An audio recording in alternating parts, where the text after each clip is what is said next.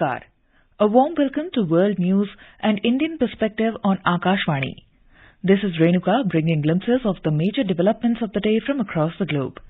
Over the next half an hour, we shall bring to you the latest from the world of politics, economy, sports, entertainment and more. The headlines. 6th Indian Ocean Conference begins in Bangladesh capital Dhaka. India reiterates commitment to well-being and progress of all nations of Indian Ocean. New Delhi says Indian Ocean nations must be conscious of threats by extremism and fundamentalism, taking advantage of democratic openness.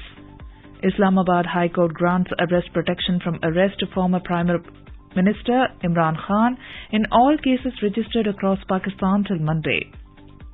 United States braces for surge of migrants at its southern borders as pandemic-related asylum restrictions expire, straining country's immigration system. India's retail inflation declines to 18-month low of 4.7% in April. Cyclone Mocha intensifies into very severe cyclonic storm, likely to make landfall along Bangladesh-Myanmar coast around Sunday noon.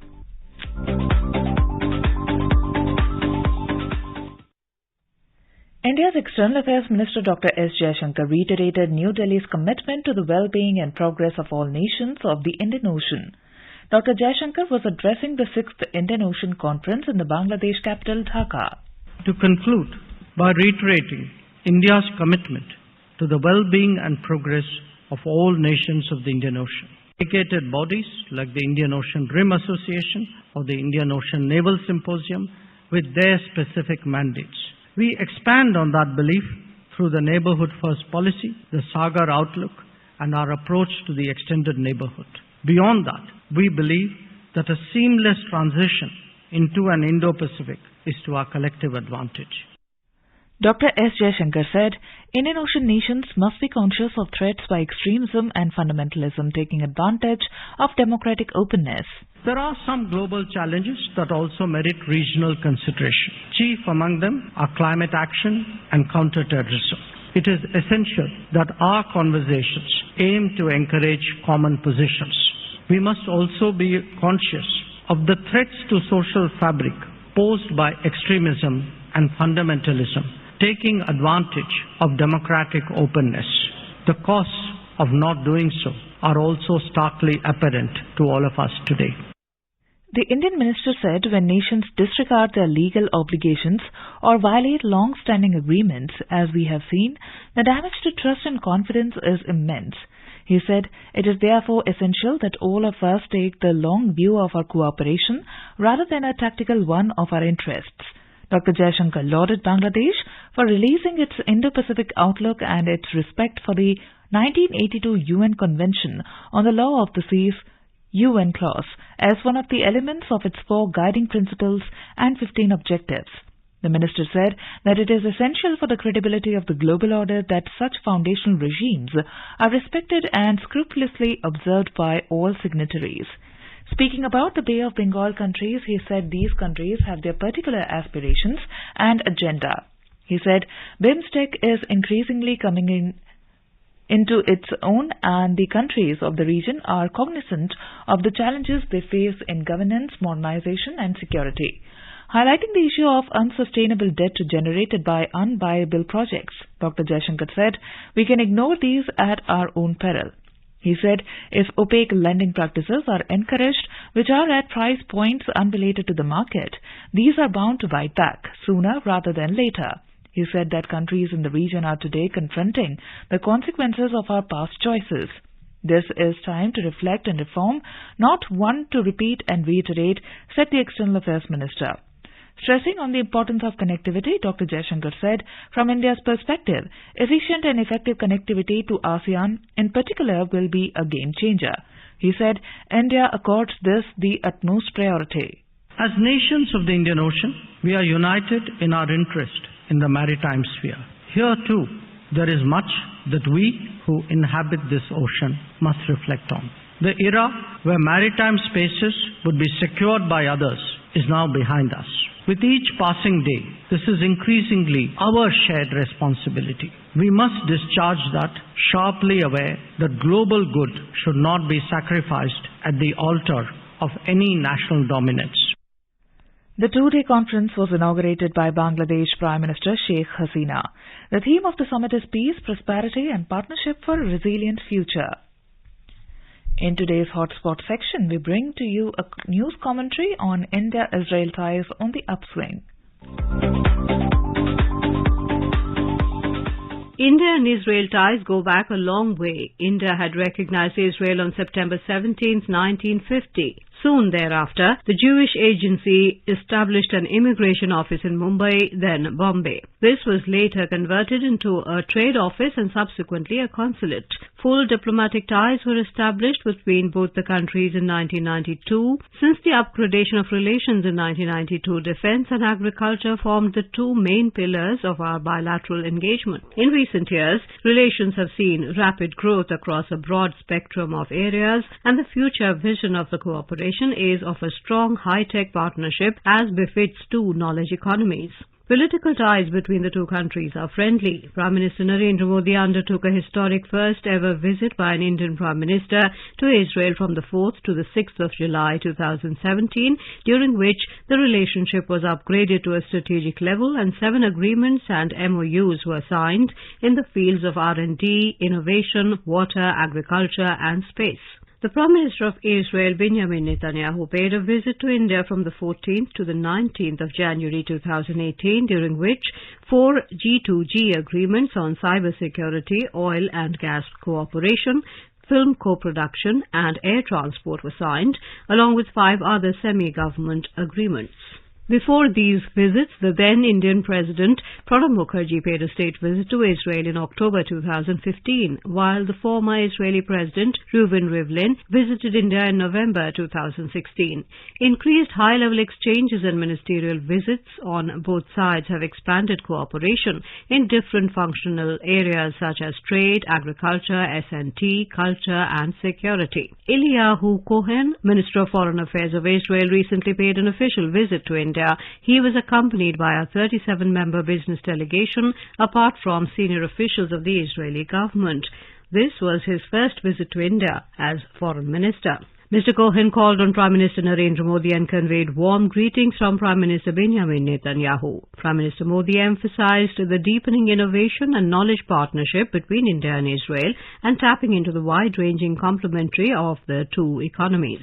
External Affairs Minister Dr. S. Jaishankar and the Israeli Foreign Minister held bilateral talks in which they touched upon various aspects of bilateral cooperation, including connectivity, mobility, academic and scientific research, fintech, agriculture, water, trade, etc., and agreed to further diversify the basket of collaboration. They also discussed regional and international issues of mutual interest, including cooperation under the framework of I2U2, India, Israel, the United Arab Emirates, and the United States, the ongoing conflict in Sudan, developments in West Asia, the Russia-Ukraine conflict, etc. Both ministers paid homage to the Indian soldiers at the Teen Murti Haifa Chowk, New Delhi, which is a symbol of the shared history between the two countries and reflects the enduring India-Israel friendship. The two ministers initialed on a framework agreement on facilitation of temporary employment of workers in specific labor market sectors in Israel for the recruitment of construction workers and caregivers from India. Both sides also exchanged 2 letters of intent (LOI) for setting up of centers of water technology at IIT Roorkee and IIT Madras, and another LOI for establishment of an upgraded center of innovation in agriculture. Mr. Cohen also met with Defence Minister Rajnath Singh and National Security Advisor Ajit Doval and discussed prospects of further defence and security cooperation between the two countries. The visit provided an opportunity to deepen the ongoing agriculture and water collaboration between the two countries. In this regard, Mr. Cohen met with the Minister of Jal Shakti, Gajendra Singh Shekhawat. The two ministers also co-chaired the India-Israel Business Forum organized by the Confederation of Indian Industry, CII. 3 business-to-business memoranda of understanding were signed between CII and Israeli business bodies at the forum. Mr. Cohen's visit is the 3rd high-level visit from Israel to India this year. Earlier, Israeli Parliament Speaker Amir Ohana visited India in March and Israeli Minister of Economy and Industry Nir Barkat in April. India's bilateral merchandise trade made was $7.86 billion in FY 2021-22, which has scaled up to a record $10.12 billion in FY 2022-23, April to Feb. The visit of Foreign Minister Cohen would provide further impetus to the bilateral relations between India and Israel, which have gained great strength ever since the historic visit of 2017 of Prime Minister Modi to Israel.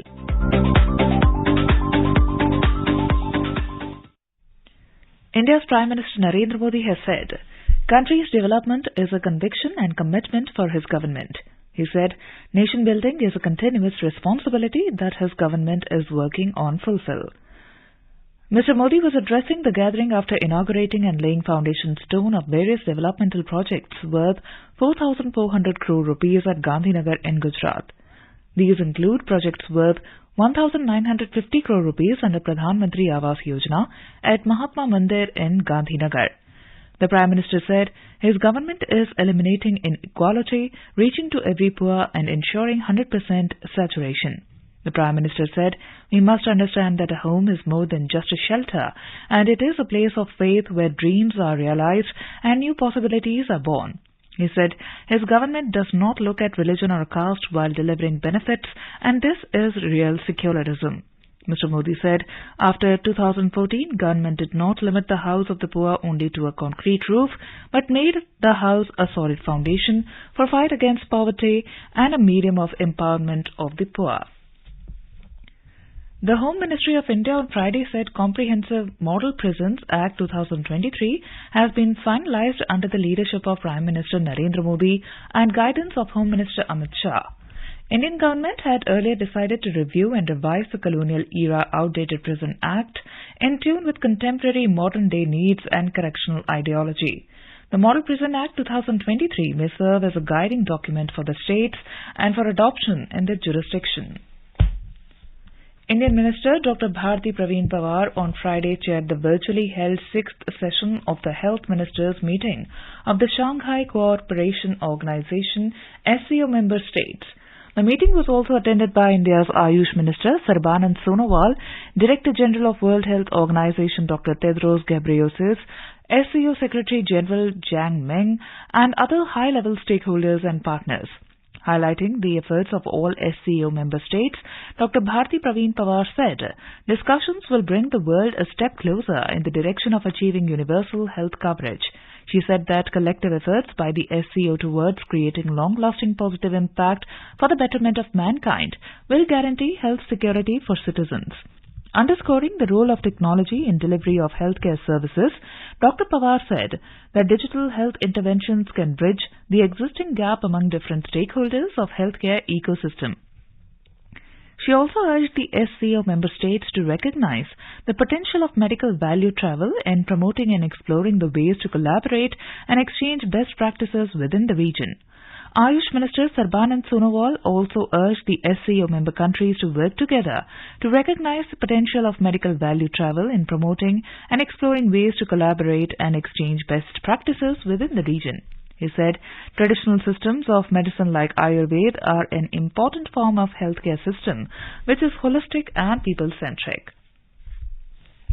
Indian Ministry of Home Affairs will organize G20 conference on crime and security in the age of non-fungible tokens, artificial intelligence and metaverse on 13th and 14th of July this year in Gurugram, Haryana. A roundtable was organized by the Ministry of Home Affairs in New Delhi on Friday to present the details of the proposed G20 conference under India's presidency. It was attended by ambassadors, high commissioners and senior dignitaries from more than 20 countries apart from senior officers from various ministries and organizations of Government of India and partner organizations. During the roundtable, Home Secretary Ajay Kumar Bhalla appraised the participating dignitaries about the contours of the forthcoming conference, and countries were requested to send high-level delegations for the conference. In the run-up to the forthcoming third G20 Tourism Working Group meeting to be held in Srinagar, Jammu and Kashmir administration kick-started a range of captivating tourism-related activities aimed at showcasing the mesmerizing charm and immense potential of India's union territory at Zabarwan Park in Srinagar on Friday. The event witnessed the exciting launch of a hot air balloon, an enchanting addition to the attractions available for tourists on the serene shores of the world-famous Dal Lake, nestled beneath the majestic Zabawan mountain range. Over 150 foreign and national delegates will participate in the event, which will provide an unparalleled global platform for Jammu and Kashmir to demonstrate its potential. This is Akashvani giving you the world news. The Islamabad High Court on Friday barred authorities from arresting former Pakistan Prime Minister Imran Khan in all the cases registered against him across the country till 15th of May. Earlier in the day, Pakistan Tehreek-e-Insaf PTI chairman was granted bail for 2 weeks in the Al-Qadir Trust corruption case. The court also granted him protective bail in 3 terrorism cases against him in Lahore and Zilli-Shah murder case. The bail hearing came a day after Pakistan's Supreme Court invalidated the incarceration of Pakistan Tehreek-e-Insaf PTI chairman, saying that no one could be arrested from inside the court. The former Prime Minister was arrested in the case by National Accountability Bureau during a court appearance on Tuesday, triggering violent protests between his supporters and the police and paramilitary forces across the country and prompting the government to call out the army to help restore order. At least 11 others were killed and dozens injured in the clashes. The Islamabad police said about 493 people have been arrested since 9th of May. The first ministerial meeting of the India-EU Trade and Technology Council will be held in Brussels on 16th of May. The meeting will be co-chaired on the Indian side by the Ministers for External Affairs, Commerce and Industry and Communications, Electronics and Information Technology. Trade and Technology Council was launched by Prime Minister Narendra Modi and President of European Commission Ursula von der Leyen during Ms. Leyen's visit to India in April last year. Both sides established 3 working groups under the Council. These are Working Group on Strategic Technologies, Digital Governance and Digital Connectivity, Working Group on Green and Clean Energy Technologies, and Working Group on Trade, Investment and Resilient Value Chains. Our correspondent reports that both sides have maintained continuous engagement within the working groups at various levels. Meetings of the 3 working groups have also taken place, leading to the ministerial meeting in Brussels. Indian naval ships INS Delhi and INS Satputra are making a port call at Sihanoukvale in Cambodia. According to the India's Defence Ministry, the visit of the Indian naval ship seeks to consolidate the strong bonds of friendship that exist between India and Cambodia by strengthening maritime cooperation.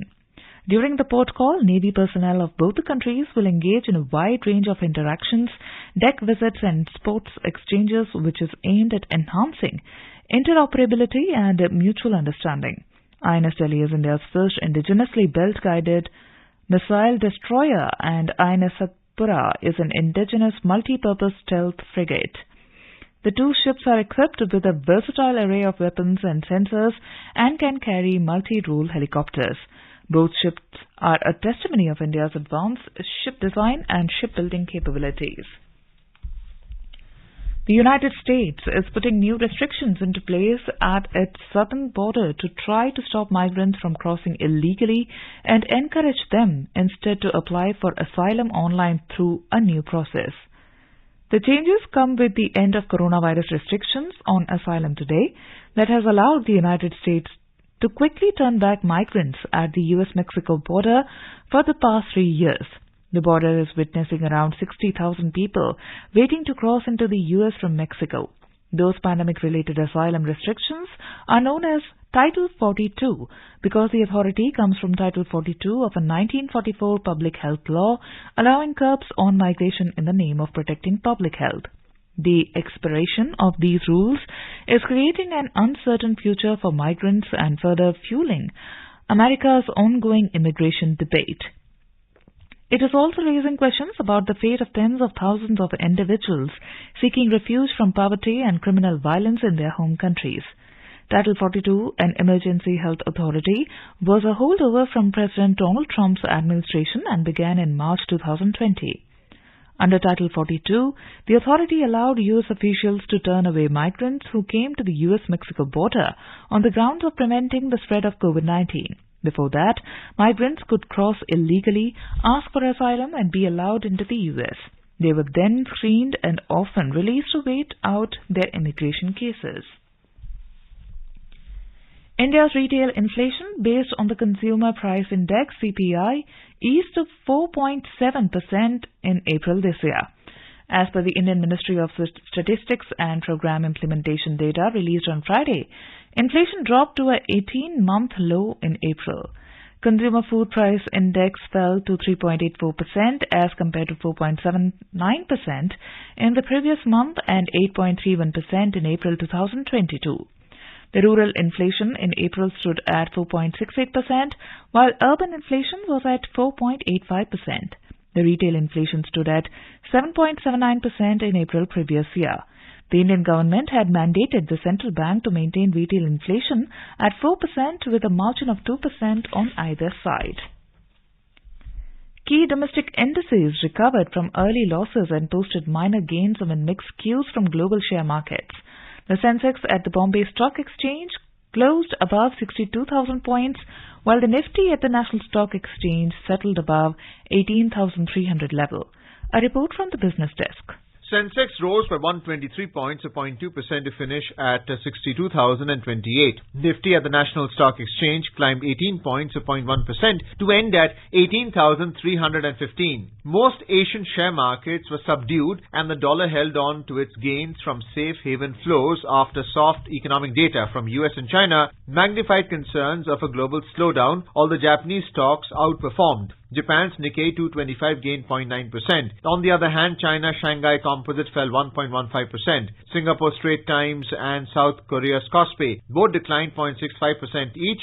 Hong Kong's Hang Seng tumbled 0.6%. European markets, however, registered small gains in intraday trade. Oil prices slipped, heading for a fourth weekly decline as renewed economic concerns in the US and China revive concern about fuel demand growth in the world's two largest oil consumers. In intraday trade, Brent crude was trading at $75.21 a barrel. Back home, gold prices at the multi-commodity exchange for June contracts was trading at around 60,631 rupees per 10 grams.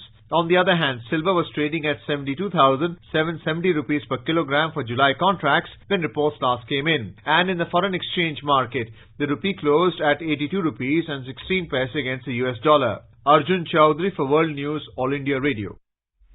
International Nurses Day is being observed across the globe today. It is celebrated on 12th of March each year to honor the birth anniversary of Florence Nightingale, the founder of modern nursing. It serves as a reminder of the crucial role played by nurses alongside doctors in all of our medical institutions for the welfare, safety, and recovery of patients. This day recognizes the dedication and compassionate care provided by nurses who serve as the primary caregivers for the patients. The kindness and empathy shown by nurses often contribute to patients' well-being and recovery. The day encourages people to express their gratitude towards these brave and hard-working professionals. This year, the theme for International Nurses Day is Our Nurses, Our Future. Shanti Teresa Lakra, a nurse working with primitive tribes in the Andaman and Nicobar Islands, and Kerala-born Jinsi Jerry from Ireland are among the 10 finalists of a global award honoring nursing staff worldwide. Ms. Lakra from G.B. Pant Hospital in Port Blair was awarded the Padma Shri in 2011 for her incredible service to the tribal community of Andaman and Nicobar, gaining their trust over the years, overcoming the language barrier, and providing medical assistance whenever they needed it. Jerry, who moved to Dublin in 2006 after training as a nurse in Delhi's Jamia Hamdard, was nominated for a robotic system she introduced in her Dublin hospital in March 2020. It has drastically reduced the administrative work of nurses, eliminating human error, allowing nurses to spend more time with patients, and improving job satisfaction and staff retention. Lakra and Jerry were selected from 52,000 entries sent by 202 countries for the Aztec Guardians Global Nursing Award 2023.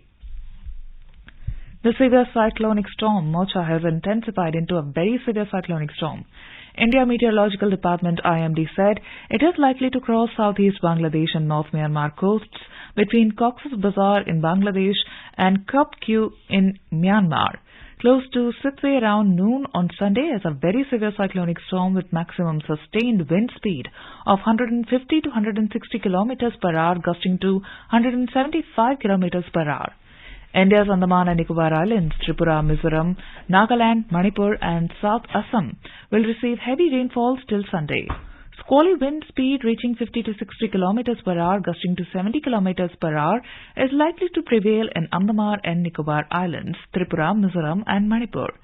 IMD said sea conditions will be very rough from today till Sunday. Fishermen, ships, boats and trawlers have been advised not to venture into Southeast Bay of Bengal. Indian boxers Mohammad Husamuddin, Deepak Kumar and Nishant Dev had to settle for bronze medal at the IBA Men's World Boxing Championship in Tashkent, Uzbekistan today. Deepak lost to two-time world bronze medalist Bilal Benama of France 3-4 in a closely contested 51 kg semi-final match, while Nishant Dev went down fighting Asian champion Aslanbek Shimbergenov of Kazakhstan 3-2 in the 71 kg category semi-final. Earlier, Husamuddin gave a walkover to his opponent in the semi-final bout in the 57 kg category due to a knee injury. He had sustained a knee injury in his quarter-final bout against Diaz Ibanez of Bulgaria. The Boxing Federation of India said, after detailed assessment by medical team management decided that he won't take part in the semi-final to prevent the injury to aggravate further. In IPL cricket, Mumbai Indians have set a target of 219 runs before Gujarat Titans at Wankhede Stadium in Mumbai. Put to bat, Mumbai scored 218, losing 5 wickets in the stipulated 20 overs. In reply, Gujarat Titans were 127 for 8 in 14.3 overs when reports last came in. With their previous victory over Royal Challengers Bangalore, Mumbai Indians climbed up to third spot in the points table. However, they slipped to fourth spot after yesterday's win of Rajasthan Royals. Now let us take a look at the major developments around the world as reported in the foreign press. The Globe and Mail reports 18 years after Natalie Holloway's disappearance, Peru to extradite key suspect to US. The Financial Times writes, ECB too lacks in supervising Europe's largest banks, watchdog warns. The Wall Street Journal reports pandemic-era border policy expires amid migrant surge. Japan Times reports families of those lost to COVID wrestle with mixed emotions as emergency ends. The Straits Times reports US-China officials meet in a bid to move beyond spy balloon episode. The Guardian reports Iran expected to execute 3 protesters over killing of police officers. Le Monde reports Pakistan court grants bail for Imran Khan after arrest cancelled. And now, a quick look at the headlines once again. 6th Indian Ocean Conference begins in Bangladesh capital Dhaka. India reiterates commitment to well-being and progress of all nations of Indian Ocean. New Delhi says Indian Ocean nations must be conscious of threats by extremism and fundamentalism taking advantage of democratic openness. Islamabad High Court grants arrest protection from arrest to former Prime Minister Imran Khan in all cases registered across Pakistan till Monday. United States braces for surge of migrants at its southern borders as pandemic-related asylum restrictions expire, straining country's immigration system. India's retail inflation declines to 18-month low of 4.7% in April. Cyclone Mocha intensifies into very severe cyclonic storm likely to make landfall along Bangladesh-Myanmar coast around Sunday noon. And now, before we end, let us listen to Mahatma Gandhi's favorite bhajan Vaishnava Jan by artists from Pakistan.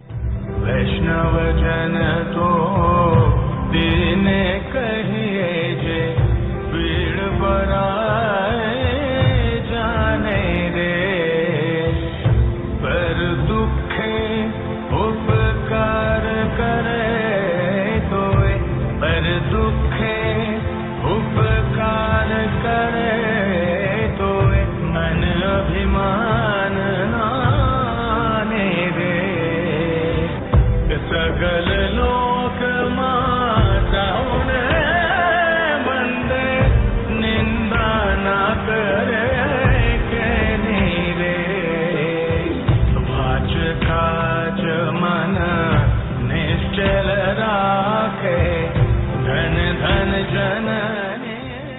And with that, we end this bulletin. We'll be back at the same time tomorrow with the next edition of World News.